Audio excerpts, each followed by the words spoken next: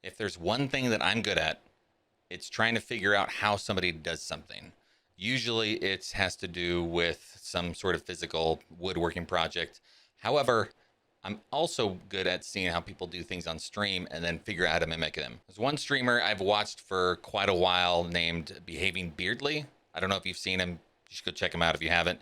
Very chill stream. He is a Sea of Thieves partner. Has so many gadgets and stuff when it comes to the stream. Lots of automated things going on. I've got a quick little clip that we'll watch together, and it's got 3 elements that I want to try to duplicate. Now, I haven't done these yet, so we're going to kind of work through this together.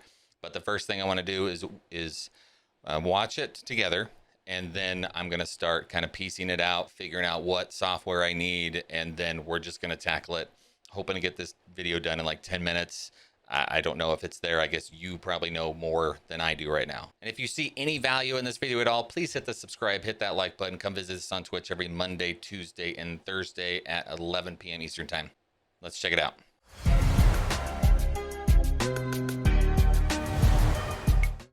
Okay, so I just went back to one of the VODs and I took a quick little video of this. The first thing that I noticed is this box right there. This is one of the like iconic images or the border that he has for his stream, and it's obviously very unique. Now, one thing that I'm noticing is obviously it's a green screen, right? Because he's got you don't see a background. However, he appears to be popping out of this border. I'm probably going to do it with one of my little PNG files that has like a transparent background so it mimics a green screen. What I'm going to do to make this is I'm going to use Inkscape, I think, which is a free program, and I can post the link so you can download it if you want to. It's an image editing software. I use it for SVG files and stuff for my laser, but it also works for images. So what I'm thinking that I'm going to do is it's 2 layers. So it has like the bottom piece of the border, and then it has the his camera, the green screen behind that border, and then the second half of the border underneath that. So it's a 3-tiered element. That's how I think it's going to work. So let's move on to the next piece. Okay, so this is one of his transitions, and then let me stop it right here. So another cool thing, which I've seen a lot of streamers do, and my face is kind of in the way of this, but you can see when he has his like up close scene, his gameplay is still kind of shown, but it looks like it's slanted, and obviously it's a 2D screen. So how does he get that effect? So the border itself, I'm sure either has a transparency, which can be created via PNG, and you can just create an empty space, or maybe that spot is filled with a green screen, and then it's just chroma keyed out. I'm probably going to do it without the chroma key. I'll show you how to do that. We'll also do that. And I think an Inkscape is another pretty easy way of doing that. And then the image itself is altered, and I'm going to do it in OBS Studio. There is a filter that allows you to change one side and move it back and shrink it. And so that it has this effect of turning kind of sideways. So I think that is how we're going to attempt that one. Okay, so those are the 3 things we're going to try. First, we're going to try that multi-tiered border that he has. Second, we're going to figure out how to do a background with a hole in it so that you can put a video. And then third, we're going to figure out how to rotate that image, or the in this case the game capture, and make it look like it is kind of popping out of the screen. Okay, so this is Inkscape right here. Now, I am going to make this very basic. I'm not going to try to make some sort of cool border, because design-wise, that's not kind of why we're here.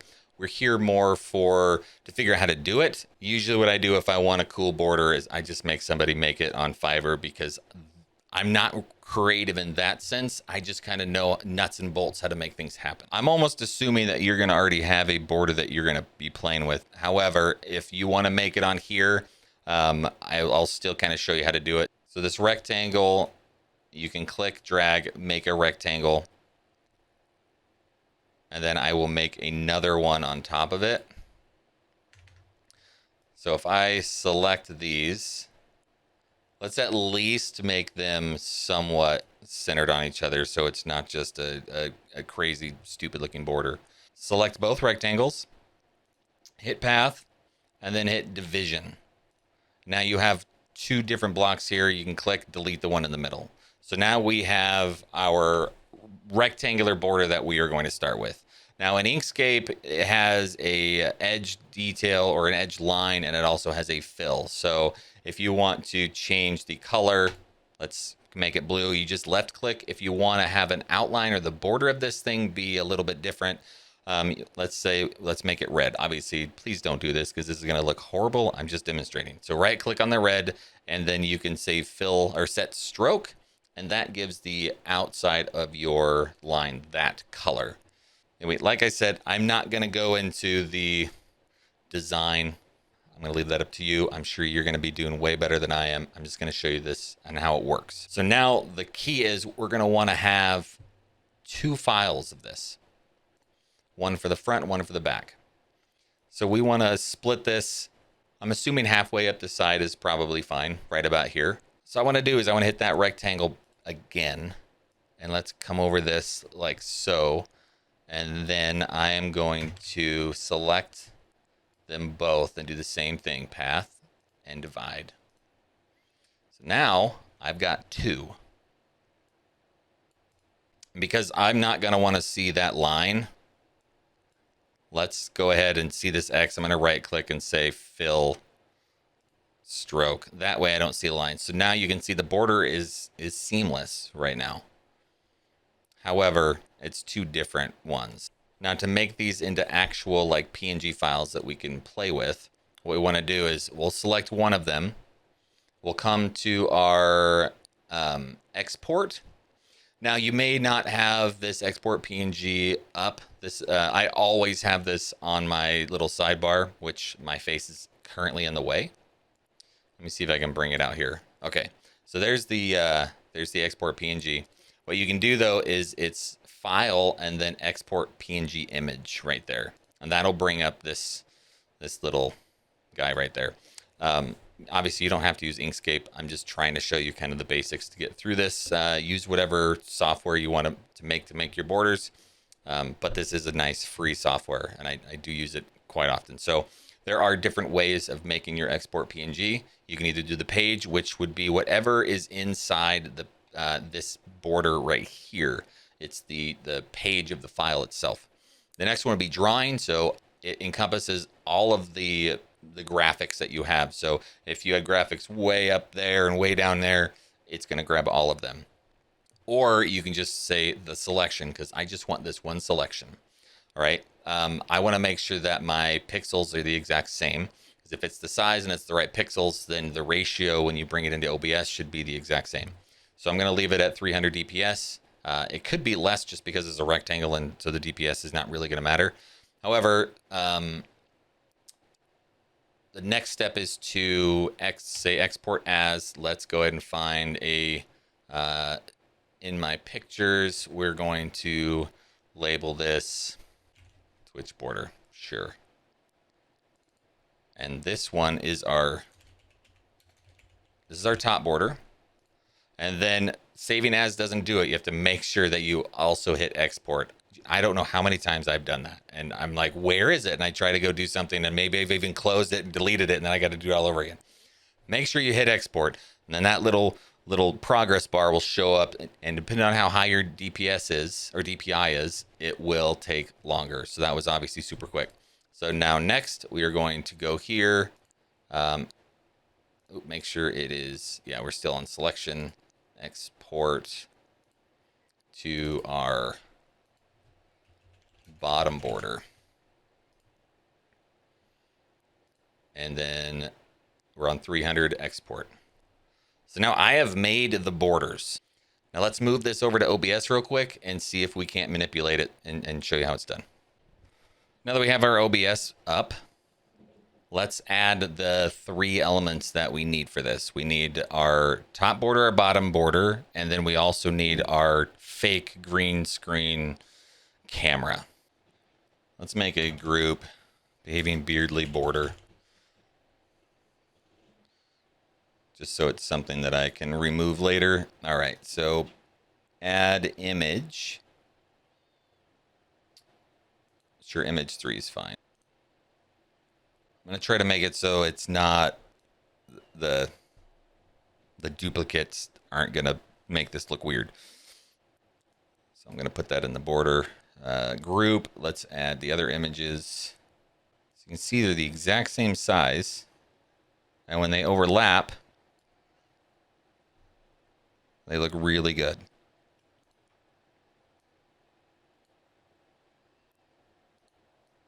So I'm going to move that out real quick. So if I can get these together, then what I can do is I can now shrink these at the exact same ratio, right? I guess I'll leave it a little bit big to try to kind of show how it's going to work. Okay. So now I have the border, and now what I can do is I can take this image and I can put it right in between. We'll see which one I have. Okay, so I have it backwards. So let's move 4 up and 5 down. Okay. So now if I have my image, you can see how it's being blocked from down below. Right? It's being covered from down below, but above we're popping out of it. So that's how that one is done. It's actually fairly easy. Again, please let your designs be way better than mine. Probably a fatter border, so it gives that that real feel of being blocked. Do whatever you want. Just please make it look better than mine. Okay, so now we're gonna try the next element. Now I have these already separated. Let's just combine them. A really neat little tool is if you can hit Control plus and they become one. So now we've got our one piece back. All right, let's go ahead and make our second element, which is the background with the green screen or the hole in the middle. Again, we're not going to use a green screen because PNGs, if whatever is not an object, is just going to be transparent. So it works very, very well that way. So I think we're going to do kind of the same concept as we did before. However, if you remember, the border that he had in that kind of slanted, zoomed up screen, that was also kind of offset, right? So let's figure out how to do that first before we make the hole in the background. So a quick and easy way to kind of make it look, a little bit slanted is to just shrink one side because it makes that illusion that it's farther away. And so the program does it fairly well. I mean, it's not super good, but I think it'll be good enough for what we're doing. So anyway, select the object, and then there's a little button up there. This kind of activates the nodes. So if you click the nodes, now we've got all these nodes showing up. And if you highlight the top two, and then you can just grab it. If you hold Control, it keeps it in line, and then you can just drop it down however far you think it needs. And then you can select the bottom, bring it up a little bit. And now we have our kind of slanted window here. So now that we have that, I think what we're going to do is just pretend this is an image that you brought in for your background. Again, it is not going to be great. So just nice, big and bold. Probably don't want it to be that big in relationship to what we have underneath. So I think what we're going to do with this one is I'm going to make a copy of this. So if you select it, you can hit Control D and it brings up another version of it, or just a duplicate. You can see it's still under there. So now if you select them all and you hit Path and you hit Exclusion, it brings up this with this piece cut out of it. Select it again and hit the nodes part of it. And then we can delete all of the nodes on the inside. So now that we have opened it up, we can take our border. Oops. Go back to, you don't want to be on the nodes when you start trying to move stuff. But if you go back to just the pointer, you can click it, drag it, and it should lock in place. If not, you can play with these guys over there. My head's in the way, but on this right-hand side, there are snapping tools, then it can just be snapped in place. So now if, let's say, obviously let's not keep that blue. Remember, this is a different image. So it's nice and pink and blue. Perfect, exactly what we want as our colors for our background. Now we have our nice little background with the hole in it. The only problem, I did not make sure it was the right size. We'll do all that when we get into OBS. I'll just make sure it's big enough and fills the screen. So just like before, what we want to do is we want to select everything, go to our export PNG file, keep it 300 DPS or DPI, and export, we will go and export in the same location and export. I almost didn't do it again. There we go. So that is element 2 out of the way. The third element is going to be done in OBS as well. So we're going to combine both elements 2 and 3 that we're trying to develop, put in at OBS at the same time. All right, so now that we're on OBS, let's go ahead and bring in our background image. Apparently this DPI was way too big for this element. Holy crap. Okay, so there's our background. You can see it's got the nice hole in it. I'm going to do what I can to keep it to not look too weird. And then our next step is just trying to get an image or our screen to fit within that element.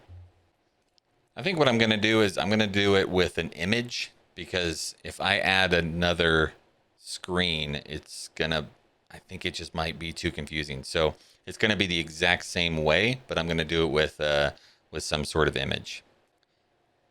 There we go. I'm going to do it with an image of my family. So let's start off by first making it about the same size. Now this is going to go behind the image, and so whatever I have, I can have it like extend past that blue border, but then it's going to be behind it, but I'm still going to shrink it and make it look like it's kind of popping out. Okay, so the first thing that you want to do is right click on your image and go to filters.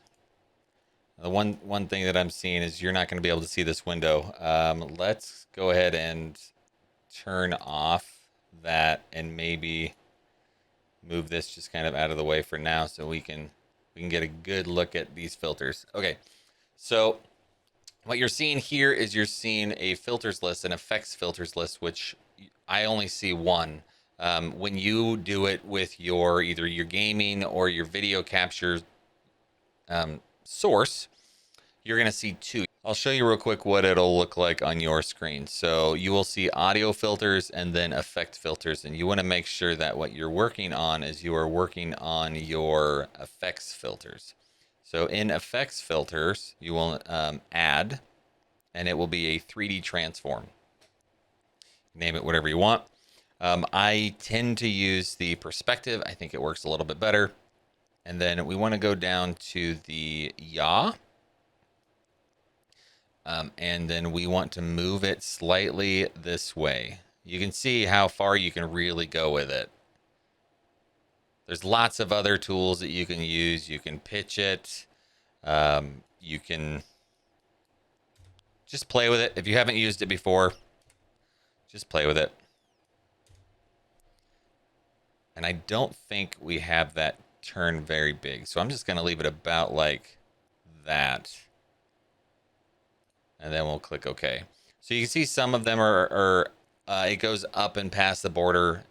For this, it really doesn't matter. There is a depth of field. I'll go back to the filters. So there is a field of view, and you can stretch it, move it. But we're going to be zoomed in a little bit more, so I don't think it's really going to be that big of a deal in this case. So let's bring our other image back. Let's move our image kind of in place there, and then move it behind it. And there it is. Now we have our kind of rotated camera. And I think that gets all 3 elements. And please, for the love, do not follow my aesthetic style. Make it your own. Do something nice with it. But I think all the elements that BehavingBeardly has done, at least in the 3 things that I've indicated, I think we've we've accomplished. And it really didn't take that long. Everything was free as far as software is concerned. If you need somebody to do something fancy for your graphic, I don't blame you. That's what I have to do. Just send it to Fiverr. You can probably find somebody for fairly cheap. Anyway, I hope that helped you. I would love to see kind of the cool things that you guys can come up with. Again, don't forget to hit that subscribe, hit the like, come hang out with us. And we'll see you next time.